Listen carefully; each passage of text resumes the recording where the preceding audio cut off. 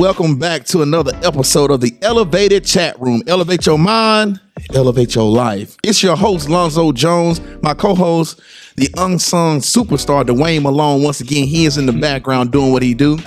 Now, we always have guests, and I always call them special. So we have another special guest with us tonight. His name is Jimmy Hayes. He is the Shoals, the executive director of the Shoals Dream Center. Mr. Hayes, kind of tell them a little bit more about yourself. Well, I am a child of the Shoals. Okay. Born and raised right here. Born in Colbert County, went to UNA. As soon as I went to UNA, been living in Lauderdale County ever since. Went in ministry as a 19-year-old snotty-nosed kid. So this past June, I actually celebrated 42 years of ministry, and it's been an absolute awesome ride. Connected with Christ Chapel in 1982. Oh, wow. And been a part of that ministry directly on and off ever since. And what we're here to talk about tonight, the Shoals Dream Center, we've been doing that for 38 years. And it took on a whole different aspect a few years ago. But I'm married to the most awesome woman in the world, Miss Corinne Hayes, and we've been married 42 years.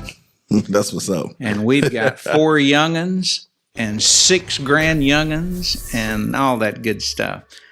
And been the executive director of the Dream Center for the last 3 years. So it's just been an awesome ride. Okay, so the Dream Center, what is the Dream Center? The Dream Center is really multifaceted community outreach center. As many people know, we actually started out as a local church ministry called Loaves and Fishes. It was just an outreach. I remember that. Of Christ Chapel. And a lady, came to the church leadership one day and said, I really have a heart to feed people. I want to feed people that need groceries. And so people started giving her a few dollars, and she went down to the grocery store, put it in the trunk of her car. Tuesday afternoon, I still remember this, Tuesday afternoon at 2:00, she popped her trunk and gave all the groceries away. And so over the years, 38 years, it's gone from the trunk of a car to us now distributing over 1 million pounds of food every single year. That's awesome. So the food aspect is really the kind of the bread and butter of what we do in reaching out to the community. But we also have Dream Center Academy. It's an after-school program. And every day after school from 3 to 6, 25 very, very loud young'uns pile up in our facility. And we oversee a program, and directly the people that make the program happen are interns from UNA. Okay. Education interns and social work interns that facilitate the program. We don't have a curriculum. We know what their tests are. We know what their homework is. We know everything about what's going on in their life. And so we have what we call homework buddies. Okay. And we love on those kids. Built into what we do is tutoring and mentoring, built into that, self-esteem, self-worth, all of those kind of things. And we just want to impact those kids. Well, you've been doing it this long, so I know you guys have made an impact, because nothing stays around this long if it's not, impactful. So that's pretty unique. And I didn't know y'all was doing all that over there, and I'm in the Shoals area. So that lets you know that even though you guys have been doing it this long, there's still groups of people Absolutely. that don't even know that this even exists, Yeah, we have somewhat of a branding problem. When you say Shoals Dream Center, either we have CPAP machines or we sell mattresses. Those are. I can see that. And I could tell you all kind of stories, funny stories about that. But it's we get so tied up in doing what we do every day that telling the community about what we're doing becomes secondary. Yeah. So we've got to do a better job at that, because once you get the word out, then that enables you to kind of be into the fabric of the community and make your services available a little more effectively. Yeah, I would agree with that. Let me ask you this. What unique challenges do you guys face when serving such a diverse group, like families and kids and seniors and things like that? I would say, Lonzo, the greatest challenge with that diverse group of kids, adults, Young, old, racial things, the whole 9 yards, the greatest challenge is expectation. Because, I'm been around long enough, and it just seems like today the generations expect so many different things. Okay. It's just not the same. A 20-year-old doesn't expect the same thing as a 70-year-old, and a teenager certainly doesn't expect the same thing. So really maneuvering through those expectations, through those felt needs, perceived needs, that is really, really difficult. And it's an everyday chore to figure that out, because a perceived need, as you're very well aware of, a perceived need is not necessarily the real need. Yeah. So the expectation of all of the diverse group is what you have to maneuver through to get to the main point of their needs. So it seems like in a diverse group, there's a diverse amount of things that they need. Because you would think that even in like all seniors don't need the same thing. Absolutely. And vice versa, and different all the other groups. So you would have to be diverse in the way you handle and meet their expectations. I wasn't expecting that answer. I wasn't expecting, because you don't hear too many people speak about expectations, but in relationships, unmet, unspoken, unrealistic expectations, is kind of what causes the separation or cause needs not being met. But most people don't say the word or talk about expectations. So when you said that, I was like, oh yeah, he really knows what he's talking about. Well, it's really part of the deal, because you have to be on your toes to deal with that, because people come in with certain expectations. And if you don't meet that expectation, they turn you off. True. So you've got to get in there relationally pretty quick, so that they do perceive, okay, wait a minute, this guy, this organization, this group of people, this intake person, they're really trying to help me. Let me give them some time. Let me see what's going on. And then you can convince them that their expectation is not really the situation here. Come on. And, things have changed in society lately. You have the working poor that are coming in now for food assistance. They've never had to do that before. Usually the people that came in for food are the people that's not working, never worked, they're on Social Security. And man, that's just not true. Yeah, everything's so much higher. And sometimes we have to watch it, because we look out the window of the office and we see somebody coming up. Oh my gosh, that's a $45,000 car. And they're coming in asking for food. Yeah. But you don't know their circumstance. That's true. You don't know the situation. And I've embarrassed myself, and I've disrespected enough people that I've learned, give their story a minute, listen to what's going on, then determine if this is something you can help with. Yeah. Because it's just totally changed in the last 30 years. Yeah. And that's true, but even just everyday people, because you see people out here taking trips, doing this, doing that. You're like, how in the world can they afford to do all these different things? You don't know if family members helping them. That's right. You don't know if they're going on a vacation spot that a family member owns already or a friend owns. You don't know if they just got credit card debt up to their head. You don't know. We will sit back and assume things like, man, they must be doing really good. But then again, it's like, well, they work over here. They're not. So you get to playing that game. It's just you can't. It's not as easy as it used to be. Right. We had a couple recently, an older couple, 70-something-year-old couple. They come in, drove in a nice car, looked nice, had their stuff together, and we had worked them in to get them served with food. And so I'm talking to him in the foyer, and he told me where he lived. Well, I'm very aware of that neighborhood, and that is a nice neighborhood. Yeah. And he said, well, Jimmy, you probably want to know what we're doing here.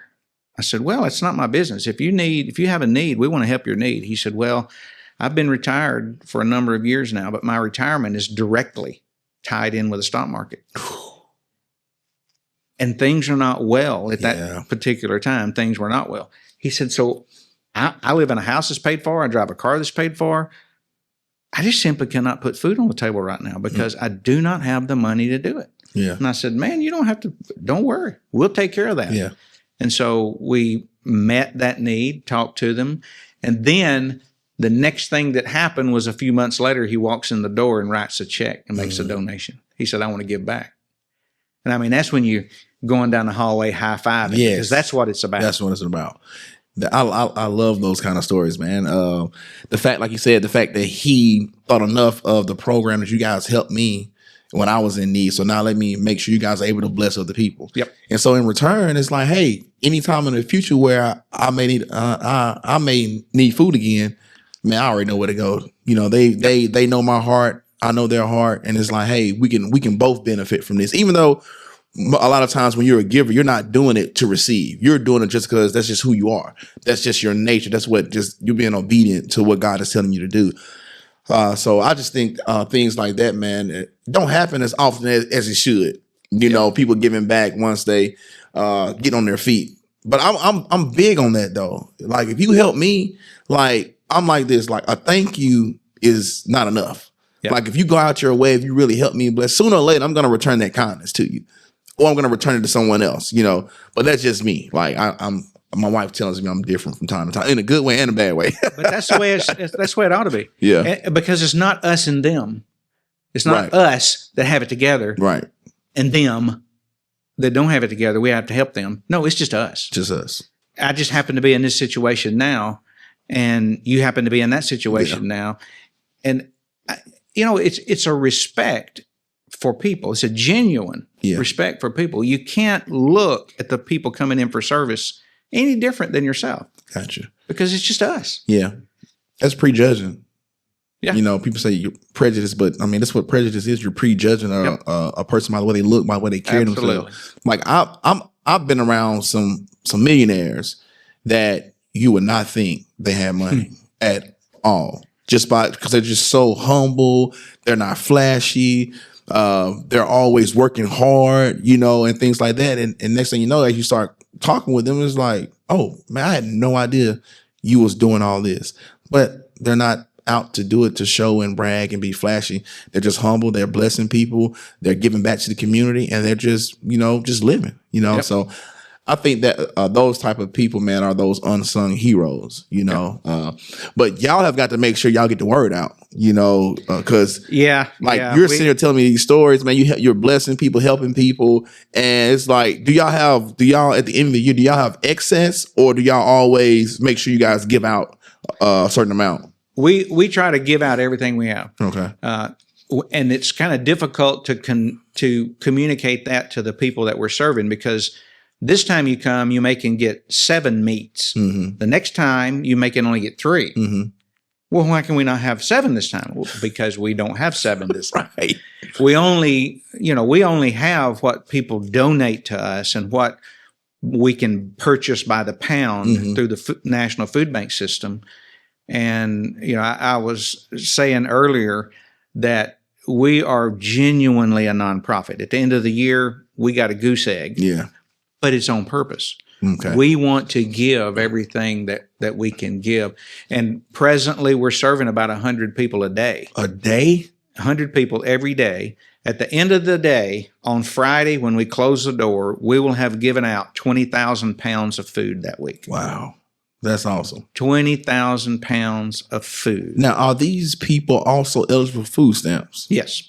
Okay. And we help them with that. If they're not signed up for food stamps, we get them in that. Okay, good. Because that's one thing I do in my job. I work for the federal government, Social Security office, and people will just tell me their story, and I was like, well, it looks like you need to sign up for food stamps. Number one, you're spending $400 a month on food. You get on food stamps, and now that's money back in your pocket. And they was like, oh, I never thought about it like that. I was like, yeah, so go sign up for food stamps. We try to send them to different organizations, but now that I know the Dream Center does this, I'm going to be saying, hey, there's this place. It's called the Shoals Dream Center. Absolutely. Absolutely. You know, our motivation is to be a supplement to people. What you get at the Dream Center, when you walk in the door, you'll get a shopping cart and you go around. We have it set up just like a grocery store. We have fruit, produce, fresh vegetables. We have canned vegetables. We have the whole 9 yards, meats in the freezer. So you can get a well-rounded grocery cart, but yet it's not going to last you a whole month. Yes. It's a supplement. So that's the reason that, we encourage people, get signed up for that assistance. I'm glad that I am a part of a country that assists people like that. Yeah. And we want you to take advantage of that. Okay. Well, let me ask you this next question then. We're going to switch over talking about the educational programs you guys offer. How does the educational program shape a brighter future for the local youth in the area? Well, our byline, if you look at some of our literature, it's help for today and hope for tomorrow. Okay. That's kind of our little byline. And what that means is the help for today is food in the belly. Okay. It's hard for us to talk to you about your life circumstances with your stomach growling. So we get the food in the belly. Yeah. The hope for tomorrow is the Dream Center Academy. Okay. It's the after-school program. It's the turning your situation into hope. And, we have kids come in and we don't choose the kids. You can't register for our program. The City of Florence, we've made our services available to the City of Florence school system. And so the City of Florence, the administrators, the teachers, they choose the kids, 25 per semester, so that we can have a quality program. Yeah. They choose the kids that are a part of that program. And it's kids that need a little oomph. Gotcha. It's kids that come from tough situations. And I'm telling you, Lonzo, there's some kids in some tough situations out there. We know. One of our teachers here not too long ago, they gave one of the kids a paper to have a parent or guardian sign. And they said, can you get your mom to sign this? No, my mom's in jail. Oh, well, can you get your dad to sign it? That'd be great if I knew who he was. Mm-hmm. That's tough. Mm-hmm. I happen to be so stinking fortunate to grow up in literally an Ozzie and Harriet, and I guess only my generation may understand what that means, but it's the perfect childhood. I had a perfect childhood. I got Easter clothes every Easter. I got back to school stuff. I never knew what it was like to go hungry. Mm-hmm. I grew up in a perfect house. My mom and dad were perfect parents. My mom's still alive. We celebrated her 87th birthday Sunday. Oh, happy birthday, with her 9 great-grandchildren all sitting around her on the couch. And so I'm blessed. Right. I'm privileged in that. Yeah. We have a bunch of kids. Oh, we know. Behind the 8 ball. They were behind when they showed up. Mm-hmm. And sometimes people simply refuse to believe that. Yeah. And that's when I say, just come and hang out for a minute. Just come and I'll show you some kids that really need a break. Yeah. They need somebody on their side. We had a young man, 12 or 13 years old. He was the guardian, the man in the house, to his younger siblings. He fed them dinner every night. He prepared their homework. He got them up and got them ready. 13-year-old kid. Don't even have a chance to be a kid. No. Childhood stripped away. Anyway, I got off course. I'm sorry. But no, that's good. I got a little passionate about that. But, the byline is a real thing. It's not just something that we like to flash, on there. But that is the hope, getting those kids in there, loving on them. I told somebody just this week, when a 5th grade boy gets off the bus and walks in the facility and hugs you around the waist. 5th grade boys don't do that. No, they don't. When they do that, something's going on. Yeah, that's good stuff. When they have progress reports with D's and F's at the beginning of the school year, and the progress report reflects A's and B's at the end of the school year, is it because we're so great? Nope. I promise you we're not. We're as normal as the next guy. Yeah. But we know how to love kids. And when you give those kids love and respect, when you give those kids a chance, they rise to the occasion. Yes, sir. And that's what the Dream Center Academy is all about. And I know good gosh, Rescue Me Project. Y'all do that every day yourself. And it's amazing to me when you just simply give a kid that extra little oomph. Mm-hmm. They show out, man. They rise to the occasion of your expectation.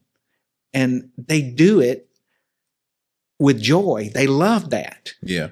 And you give them a sense of purpose. Now you give them like, man, I wasn't a mistake. There's somebody here that believes in me. So we tell the kids all the time, you were created on purpose for purpose. Like, you were not a mistake. God doesn't make mistakes.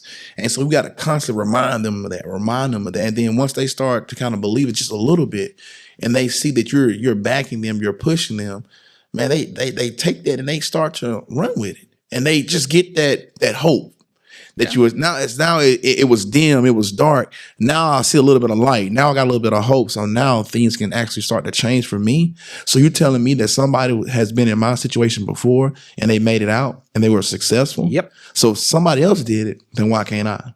And with the help that you guys have, with the love that you're giving them, that love breaks down so many barriers. That, like I said, love covers all. And once they really, truly, genuinely feel that you guys really love and care about them, man, it just opens their hearts up to you guys. And then it's like, hey, it's on and popping from there, So absolutely. Y'all just keep doing that. Just keep doing what you're doing. If it's working, there's no need to change. It's amazing. It's really, really, really amazing. And then we've been doing it a while now. So now we're getting these kids that are freshmen in college. Yeah. Coming back saying, hey, man, I just want to let you know something. Yeah, I didn't even like coming here. But y'all did something. Mm-hmm. You refused to let me fail. Yeah. You refused to let me have a bad attitude. You refused to let me smart off. You took me aside. Mm-hmm. And so, you got all the elements, the tough love, all that kind of stuff. But the key is the genuine love and care. Yeah. They know that. They do. The kids can see when you're faking it.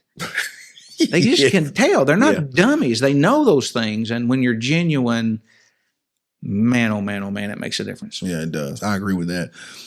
Speaking of making a difference, describe the impact of providing back to school supplies through the Give a Kid a Chance. What's that all about?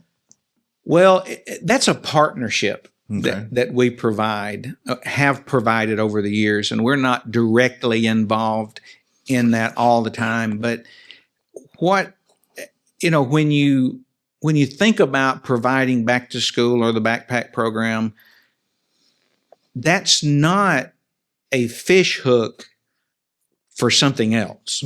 Sometimes programs are nothing but a hook to get people in the door to preach to them or to get them to Sunday school class or whatever. I think the success to those kind of programs, the Give the Kid a Chance or the Adopt a Block program that we do, all of those kind of things, it's a genuine effort to meet a genuine need. These kids need school supplies. Yeah. These kids need a new pair of tennis shoes. I mean, it's not that we're giving them a pair of tennis shoes so that we can have an impact in their life and get them to church or get them into a church or whatever. It's a genuine need. Yeah. It's real. Yeah. They need pencils. They need erasers. They need notebooks. And the blessing is the partnerships when suddenly one of the local department stores calls you up and says, hey, can you guys send your box truck over? I have a whole pallet of notebooks I want to donate. And so I can take you right now to our warehouse, walk you into the back corner, and show you what we call Gaylord boxes. A Gaylord box sits on a pallet. It's 4 feet by 4 feet by 4 feet tall. Yeah. So you can imagine how big that box is. It is slam full of notebooks. 3 subject notebooks stacked up like this. And we can do that because Walmart, Target, Publix, Sam's, all of those department stores that support our efforts, they give these supplies. They give all of these other things. And it's just a blessing. And I know that you guys understand this too. The Shoals area is absolutely crazy about partnering with people, helping people. Yeah. We live in such Yeah. a blessed community. Yeah, You know, we do. business people donating time, donating items. When they hear you need chairs for your auditorium, hey, man, we'll take care of that. Don't worry about it. Yeah. Well, do you know how much that costs? You just tell me how much it costs. They're yours. And y'all have experienced that here at the Rescue Me Project. And it's just cool. Yeah, it is, man. It's And really cool. I always tell the story of how, like, I was driving to work one morning and there was this guy on the side of the road. His car stopped on him. I looked over and I just kept on driving. Then I feel like God was like, no, turn around and go back and help. And when I passed him, I noticed that he was pushing the car and he was steering it at the same time. And after I helped him and everything, God was like, just brought it to my attention. He was like, people will help you when they see you're helping yourself. Yeah. Yep. So if he was sitting in the car just doing nothing with the door closed, I would have never helped him. And that's how it is in life. When people see that you're giving back, when people see that you're reaching out to the community, when people see you loving on kids, when people see you're making an impact and a difference, oh, they want to join that because it's fulfilling. You know, you strip away the Rescue Me Project, I got to find something else that's going to fulfill that void. Oh, yeah. That purpose, because it's part of my purpose. And same with the Dream Center. It's like, man, you take yourself away from the Dream Center. It's like, man, a part of me is gone. Like, I need to be able to serve. I need to be able to reach out. I need to be able to connect with these people. I experienced that because I was away from the Dream Center for a number of years. And it's like, oh, my goodness, you know, and for a while, I didn't even know I missed it. Yeah. And then when the board approached me about coming back, and this was after a big transition and growth like crazy, and they wanted me to come back, and I prayed about it and thought about it and, you know, couldn't figure out, because it was a big deal to me to leave where I was and to come back. And I was talking to my wife one day and I said, babe, you think, I just can't get a clear decision. Do you think I need to go back? And she got real close and she grabbed me by the collar and pulled her face up real close and she said, duh. And so the most spiritual counsel I've ever gotten in my life was duh. Because she knew that's what I was passionate about. She knew that's the reason I got up every day.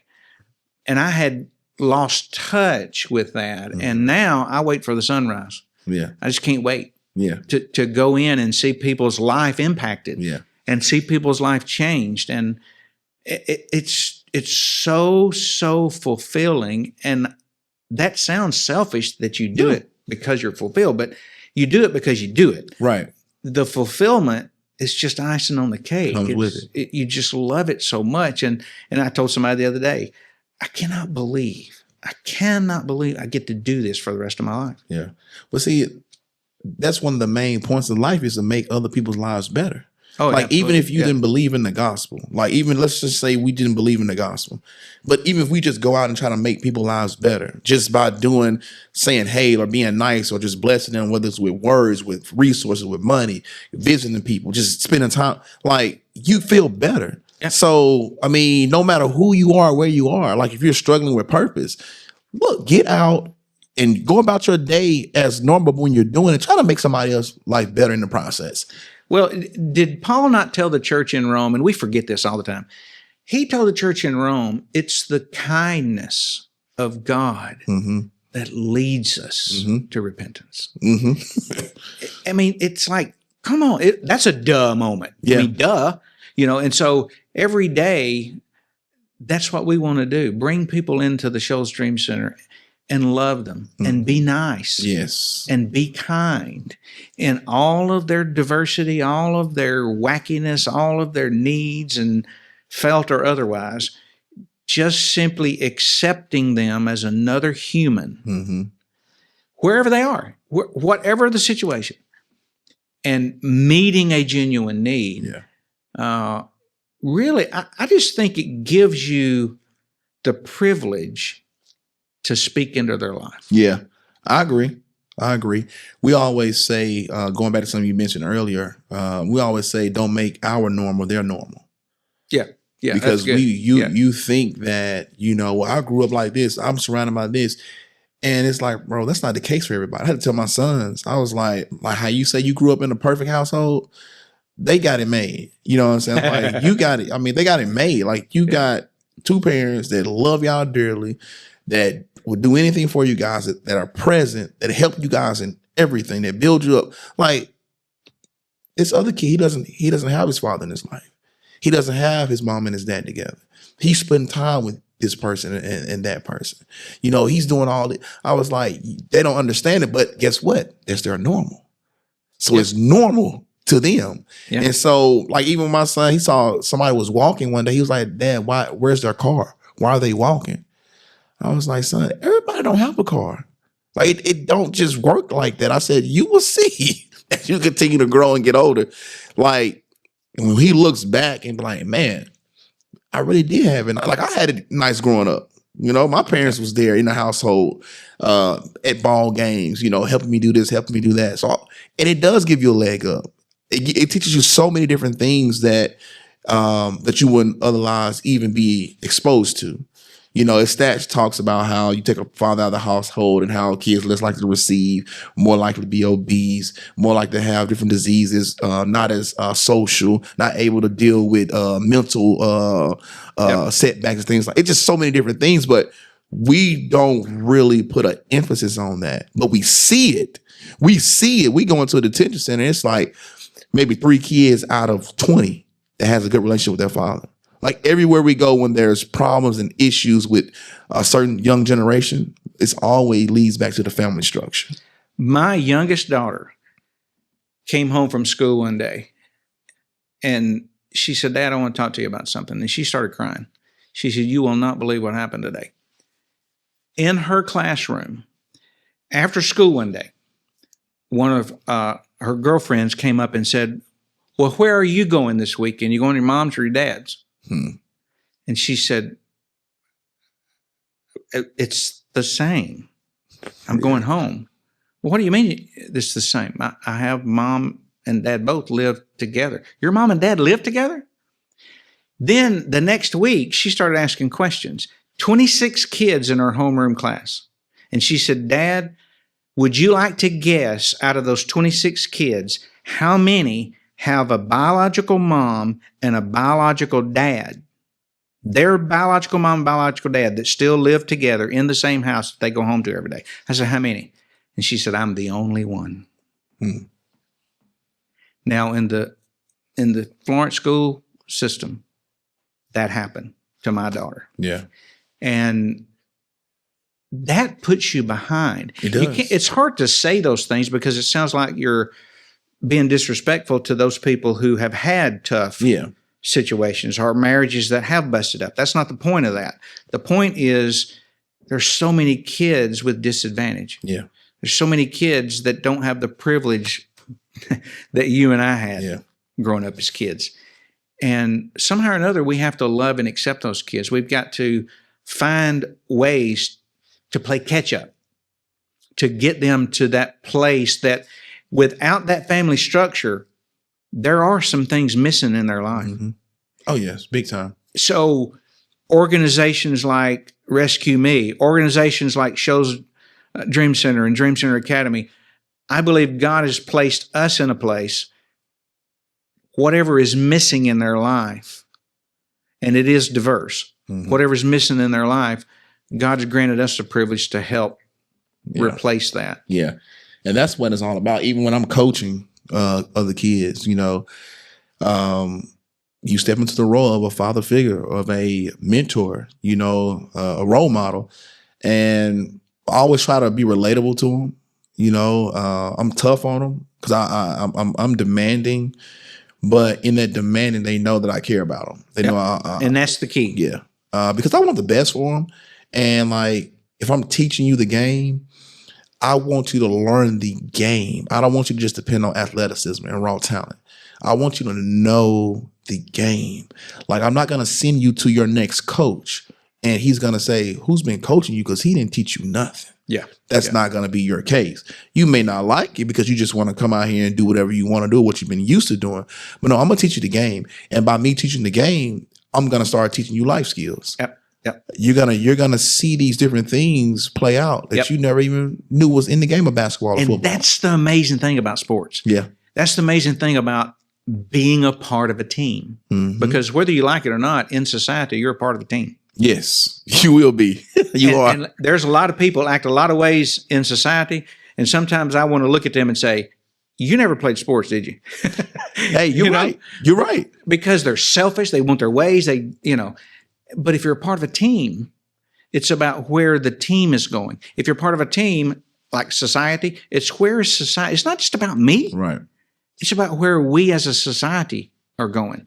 And don't you think we've lost that fact somewhere along the way? Yeah, like I said, we're selfish by nature. And then when a large portion haven't been on a true team, because sometimes you can be on a team, but it's not really a team.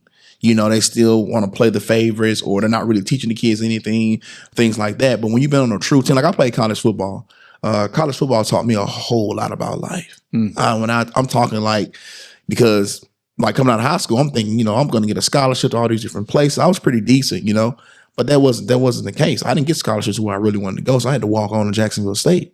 It took me 3 years to get a scholarship.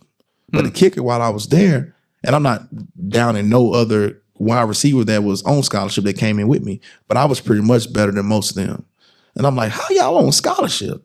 I'm scout team player of the week multiple times. I'm the scout team best player. Like if we're playing against a team and they got a scrambling quarterback, I'm playing quarterback. If they got a wide receiver throwing the ball too, I'm one of the main wide receivers. Yeah. So it took me 3 years to get a scholarship. I wasn't the fastest, but I was one of the smartest. And I put on weight, so I was one of the biggest. Because if I wanted to play, I had to be smart and I had to have size because I had to go block linebackers. Yep. So I literally went from 175 out of high school to my playing weight was 210 when I finally got a chance to play. And I'm going in there banging linebackers. And guess what? I didn't like banging. But I wanted to prove to myself that I can earn it, get a scholarship, and get on this field. But all the things I learned in that, the challenges, the many times I wanted to quit, to my dad wanted to come up here and go off on coaches and everything, it taught me so much about who I was. I tell people all the time, you don't really get introduced to yourself until you face adversity. See, you could talk all this right now, everything, but you don't know who you really are until life starts hitting you. And so when I met adversity said, hey, you got to show people who you really are. And so I think being on a true sports team where it's not handed to you, where you got to earn it, where you got to work for it, where they're teaching you hard lessons. Then when you go out in the world, man, life is a whole lot easier then, because I'm telling you, you got to have a different mindset to get up in the morning at 5 o'clock to go run stadiums when it's snowing outside. You know what I'm saying? It's a little bit different, when you got to get up, you got to do a challenge and you got to run a mile, then you got to do this, that, just to make the team. Yep. So sports teaches us so much, and military. If you go to the military, same thing, yeah, yeah, exactly, same thing. See, one of the things that sports teaches you that I think it's a lesson that can be a blessing to society is when you're a part of a team and you got all these other players, especially in college. I only played high school sports. I wasn't good enough to play college sports. But when you go to that next level in college, you got the best of the high school. Come on. Everybody. And then when you go to the pros, you got the best of the college. Yes. So here's the question. What do I have to do to get where I want to be? Mm-hmm. And that's one of the things that my coach beat into me is, nothing's given to you. Nothing. You're going to have to decide what you have to do to be where you want to be. It's your choice. And believe it or not, I was 150 pound, about 165 pound guard. Can you imagine? But I loved it. Yeah. But since I was so stinking small, I had to be a pretty bad dude. Yes. To make it. And he would tell me, and I didn't want anything else. I didn't want to play any other position. Yeah. He said, what are you going to do to be where you want to be? Well, I had to do something different than this 250-pound dude. Right. I had to do something different than him. Well, see, in society, it's the same way. These kids that we deal with at the Dream Center, sometimes they got to do something different than the next person to be where they want to be. That's true. They want to be at the same place, but they're 2 steps behind already. So they may have to do a little more. Yeah. And all of this, it's not fair stuff, all the things like that. 100% agree it's not fair. But dadgummit, you got to do it. Yeah, it is what it is. It is what it is. Like going back to the what I was saying earlier about kids not having a father in life. We'll talk about that. We'll beat that. Then we say, okay, so what now? We understand all that. We've already talked about that. We understand they put you behind the 8 ball. You a few steps behind. Okay, now what? What is the plan going forward? Yep. So you only can use that as a crutch for so long.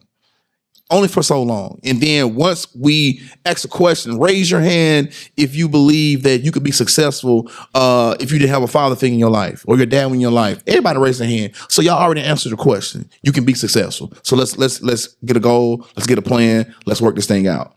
And we're all about, like you said, like the Dream Center, we're all about giving them hope. If I give you a little bit of hope, all you gotta do is catch on for a little bit, and next thing you know, we moving. That's the reason for our little saying, we want to love people into believing that tomorrow can be different. Yes, sir. I like that. And it's just you love people, you convince them through that love. They don't have to stay in the situation. You don't have to live in this. Yes, your grandmother waited until she was finally 18 so she could draw her check. Yes, your mother waited until she was 18 where she could draw her check. Do you want to just draw a check? Or do you want to make something else out of your life? Okay, now what do you want to do? Yeah. How are you going to do it? We're here to go, man, listen, we'll stand right there with you. We'll do whatever you want. But you're going to have to do it. It's kind of like the guy pushing the car and driving too. You got to have a little skin in the game. You're going to have to do some things. But don't you want a different life out of the cycle that you're in? Because ultimately, that's our mode of operation. Ultimately, we want to see the cycle of poverty broken. Yes. And I tell people all the time, we're just dumb enough to believe that we can break the cycle of poverty. And we don't do it, of course. The person is who does that. Yeah, and a lot of that starts with belief in education. Like if you take education out of general population, they're gonna live in poverty. It's like, I don't know how do you, if you don't have knowledge or education, how are you gonna create and earn money? So you gotta learn these things. So that's great you guys have that academy, because I mean, like you said, you're putting them on their path to success, to breaking that cycle. Yep. So yeah, kudos to you guys. And we're not teaching them what to think. We're teaching them how to think. That's good. I like that. That's a big difference. That's a huge big difference. And you have to do that. It's disrespectful to do it any other way. Gotcha. Let me ask you this then.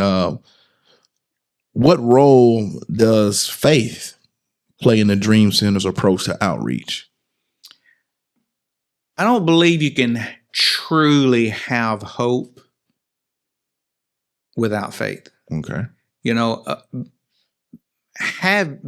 being a person of faith is really the only way that you can have true hope, because the hope that we have in the world around us, it ebbs and flows, it comes and goes.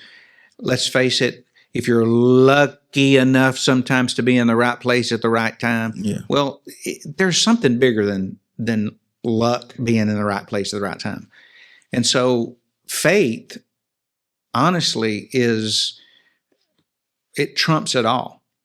It gives people that oomph, if you will, over the circumstances of life. And we're unashamedly faith-based at the Shoals Dream Center. Now, we're not in your face with it, but and that's important. Teaching, it is important. That's because important. It's not a notch in the belt, or it's, all this kind of stuff. If you were to walk in and say, well, Jimmy, how many people did you lead into salvation last year? Now, I could probably look back on that and tell you, but honestly, that's not some check mark in a paper that we have laying around the office somewhere. Yes, we can look on people's accounts and tell you how we prayed and how they responded, and all that's, kept private. But faith is really the bedrock of everything that we do. It's the only true hope and true change in a person's life. I agree. And being built on faith, and not putting like measurements on things. Like you said, we're not trying to say we got to get this many souls saved, because if that doesn't happen, then what? Did you fail? Yeah. But one life transformed is amazing. So that's my thing. You want to have some measurables, but when it comes to certain things like that, it's like, look, man, we're just going to love you. We're going to show you we love you. Everything we're trying to do is going to be acting based off the love of God. And just maybe we'll have a conversation one day when you bring it up, we'll talk about it. And it's not my job to actually to win your soul. That's the Holy Spirit's job. Well, we're just farmers. Yeah. We're just throwing the seed out there. That's it. It. We're planting the seed, throwing the seed out there, loving people. That's kind of like I see it as kind of watering the seed. Yes. And obviously, a person's relationship with the Lord is really, really important, but it's not mechanical. Right. It's not a box to check off. It's not all that stuff, because they're not going to be at the Dream Center at the Dream Center Academy. Those kids are not going to be there for years. Right. So that is when their faith has to become a very personal thing. Yeah. Has to become very real. It's not a program, like any other social program. Yeah. It's not a program. We teach people how to think. We teach people how to respond to the Lord. Yeah. And it's just cool to really genuinely see change. Yeah. In those kids' life. That's like the best thing it is. It's just absolutely amazing when they start acting, and that's one of the measurables, I guess, when people start acting different, when change really takes place, not filling out a card, not promising this, not doing all this, but when they themselves, the core of who they are, suddenly shifts and changes. Okay, maybe they are getting this. Mm-hmm. And then they come and tell you, Miss Jones, I just want you to know the other night I did what you told me, and as I was going to sleep, I prayed. Oh, really? Well, what happened when you prayed? I don't know. I've never had anything like that happen before, but it was just like God heard me or something. See, that's real. Yeah. That's not signing a card. Yeah. That's when a kid is starting to really get this thing. Yeah. And ultimately, you see a lot of wonderful, wonderful change in their life. So faith is the foundation. Yeah, that's good. And it should be. I mean, it is. Because I tell people all the time, if you don't believe in a higher power, if you don't believe in Christ, then what are you going to do when life really starts hitting you? Well, you have no hope. And that's why a lot of people literally go crazy when a loved one passes away before time. Like, if you don't have an anchor in Christ, how do you think you're going to get through this? Like, what are you going to do? Like, you got to hold on to something. And if that something is not bigger than everything else, then you got a problem. Yeah.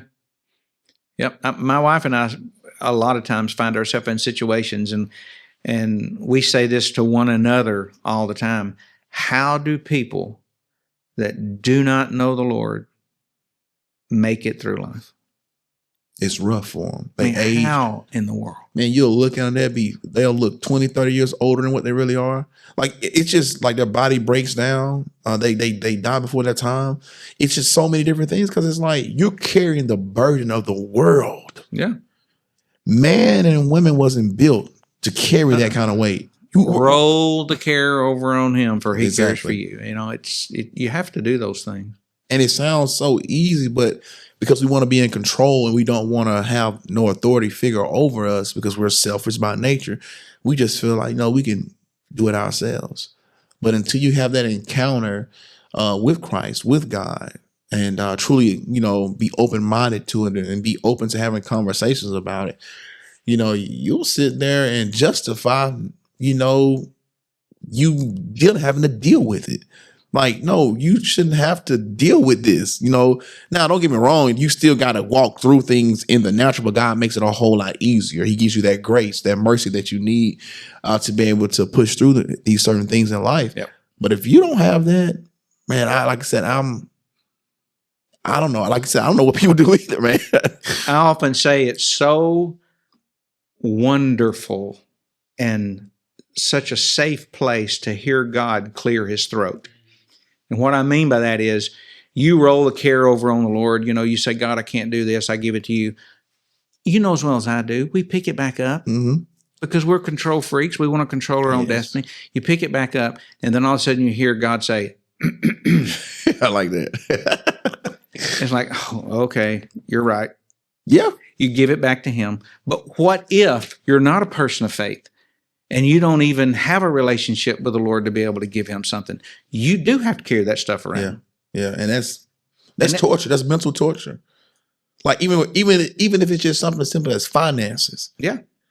Like, because everybody goes through points where you think you just got it, and all of a sudden just something happens in life or whatever, or you're trying to get to that point and you're struggling. It's like you would literally drive yourself insane, or you will work yourself so hard to get the money and then for it to lose it. And now you're definitely, you know what I'm saying, in a different mental state. Or divorce happens and you don't, like, these things will literally take you down. If not, they may take you out. Yeah. We're just not created to carry those things. Yeah, I agree. But like I said, man, that's just faith. Like we said, we're just talking about faith, and it's just important to just build your life on something that is a solid foundation. Yep. So got a last question for you, man, and then we'll get ready to close it on out. And you are kind of already hit on this, but you may have some more examples. But how do you measure the success of your programs in transforming lives and communities? I know you kind of hit on it a little bit. Well, the thing that I love, crave, desire is partnerships and relationships. Long-term change is what this is about. Okay. We want to see things truly change. We don't want to see things just adjust. There's people that comes through the Shoals Dream Center and their circumstances adjust a little bit for a while, but that's not good enough, because it'll just go right back to the same thing after a while, unless true long-term change takes place. And we do our part at the Shoals Dream Center, but we can't expect what we do to be the only thing that's going to bring change in the community. And when I say community, I mean the lives of our citizens in our community. Yeah. So the Shoals Dream Center will partner with the Rescue Me Project, with every single outreach from every single church in town. I just think it takes all of us to bring long-term change. And the way I like to describe it is, we want to back people into a corner that when they try to get out of that corner and run this way, they run into somebody else doing what we do. Yeah. And then they run over here and they run into somebody else doing what we do. And we partner together with lots of different people. And when I say, oh, yeah, I know Dwayne them over there at the Rescue Me. Oh, you know the Rescue Me Project? Well, yeah. Well, what about so-and-so? And what about, in fact, here's a good example of this. Here, not too long ago, a few months ago, I was at a coffee shop downtown with a group of other pastors, and we were talking about some things that we were doing together. And this person walks through. There was, 8 or 10 of us sitting around the table. This person walks through, and they kind of did a double take. And then they recognized one or two of us, and they walked over to the table, and they said, man, this is weird. And I said, what's weird? And it was a lady. She said, I didn't even know y'all liked each other. Hey, she's and right, said, though. Of course, she was joking a little bit. There's always some truth in the jokes. Yeah, that's right. But see, that's the truth. We have to partner together. If we think we're the only people that can do this, come on, we're fooling ourselves. Come on. And it's not for our glory. For one. And it's not for our glory. No, I think that's one of the main things that keeps us from partnering with churches. Like, you could be a small church, but never partner with a big church because their brand is bigger than yours. Like, it's not about the brand. It's not about who's getting the clout, the glory, who's getting the pat on the backs. And if you're a big church and you don't understand that you need the small county churches, come on, you're just as naive. Come on. It just takes all of us. And when we all work together, and I don't know if this is a good way of saying it or not, but when we all work together for the same goal, we do it differently. Yeah. And that's fine. Great. It's wonderful. But when we work for the same goal, we really do back people into a corner. They don't have any other way to go, but in the face of true change. You know, when you don't have any other place to get food resource beside those people that hold you accountable for your actions, you got to do something to see some change in your life, because nobody's going to throw them in your trunk free. Right. If you won't change. Yeah. If you won't change. That's exactly the point. That's what it all boils down to. That's exactly the point. Because we can pour, we can sow seeds, we can do all the things that God has called. But because even Christ, even the Holy Spirit says he's a gentleman. He knocks. He don't beat your door down. So who are we to try to override somebody else's will? So, and we had to learn that. It's like, man, like, you would think like all this time I put into this kid that you will see a change. If that kid is not ready, if that kid is not open and willing to take those next steps, because it's going to be hard. Anytime you have to break things off of you that you've been in covenant with, that you've been married to, all these fleshly things that they are connected to, and now it's time for them to change because there's somebody holding me accountable. There's somebody that wants me to be better. I got friends that's my age that will avoid me when they don't want to be held accountable. So who are 15, 16, 17-year-old teenagers, you know what I'm saying, not to want to run from accountability. Yeah. But in order to take that next step, they have to hold themselves accountable. Without accountability, they won't have the ability to get to where they're trying to go. Yep. So, Jesus gathered a bunch of people around him, and some of them got ticked off and decided to leave. And then he turns around to the smaller group of disciples and said, "Hey, y'all want to go too?" I mean, in other words, this is how it's going to go down. If you can't stand the pull, you want to go too? And it's like, y'all probably heard this saying before, but God can pull you through anything, or God can get you through anything if you can stand the pull. And that's kind of that accountability thing. Yeah. Can you stand the pull? Can you stand? It's pretty dramatic and traumatic for change to come. Oh yeah. I mean, that sometimes that is uncomfortable. It does hurt, but don't you want what's on the other side of that change? Everything you've been praying for. Yep. It's on the other side. Yep. Everything you've been wanting, your desires, is on the other side. Like, even when just not even on this topic, but just like when people are talking about losing weight, getting in better shape, it's like they don't want to go through that change, that being uncomfortable, that getting rid of all the things they fell in love with over the few years. But the reward that is on that other side is beautiful, is health. Is, longevity of life. Is on the self-esteem, more self-confidence, seeing yourself as a new person, new creature now, because you've done all the work. Not taking a shot. I'm not knocking people that take shots by no means, but what are you gonna do when you're no longer on the shot? Like, that's like you didn't take a shot to gain the weight. You didn't take a pill to gain the weight, but you're taking the pill and the shot to lose the weight. But what happens when the pill and the shots are no longer there? Yep. If you don't change your lifestyle. Yep. If you're not eating better, if you're not exercising in a minimum way. When you're willing to change that lifestyle, sometimes you get in a groove, you do what you do, you really are not, you don't even realize what all you've changed. We see these kids in the academy, they don't realize how their behavior's changed. And then suddenly they go and they take a test and they come back and they make the first B in their life. Yeah. And the character has changed. And they don't even realize how they made the B. You made the B by studying. And back to the sports thing, being, in sports, I'm sure you've experienced this. Maybe not. Maybe you've been in good shape all your life. But, you start summer practice in football. You start summer practice. Inevitably, when you get into it and you get pushed, you go to the sideline and throw up. Yes, sir. Yes, sir. Well, suddenly the season starts and you're about halfway through the season and the coach is trying to motivate you. And I remember my coach coming out saying, "Hey, when's the last time you've thrown up?" "What do you mean?" "You remember in June, the first practice, everybody was over on sidelines throwing up? Y'all not throwing up anymore. I wonder why." Because you learned how to do what was necessary to win.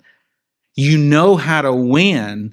Get out on the field because you are a winner. And so all of a sudden I saw the light bulbs go off in these kids. And I was one of them. I was a kid. Oh my gosh. We really have. Yeah. We've developed. I'm in shape. Yeah. I can do the fourth quarter stuff like I did the first quarter because I'm not throwing up anymore. Yeah. I'm in shape, And so seeing these kids come to the Dream Center Academy and when they start making better grades, it's exponential. They just, it catapults them into a brighter future because they've done what's necessary and now it's just habit. Yeah. And that's awesome. You just get up and do it again the next day. Don't even know you're doing it. Second nature, man. Yeah. They do it in their sleep.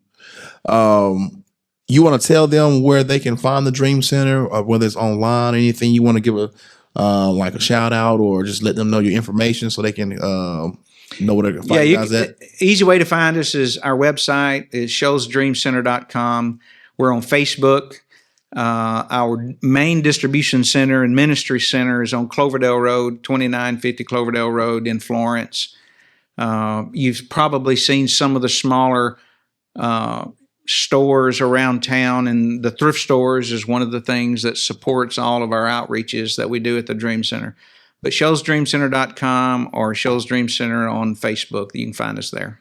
All right, man. Hey, that is going to end another episode of the Elevated Chat Room. Elevate your mind, elevate your life. We had Mr. Jimmy Hayes with us tonight. Special thanks to you, man. I really enjoyed the conversation. Thank you so much. Enjoyed it, man. It was awesome. We got to get you back. Maybe you can talk about another topic or something. Good deal. All right, but it's been great, man. You guys like, share, subscribe. Like I said, Mr. Jimmy Hayes, Shoals Dream Center, the executive director. We out.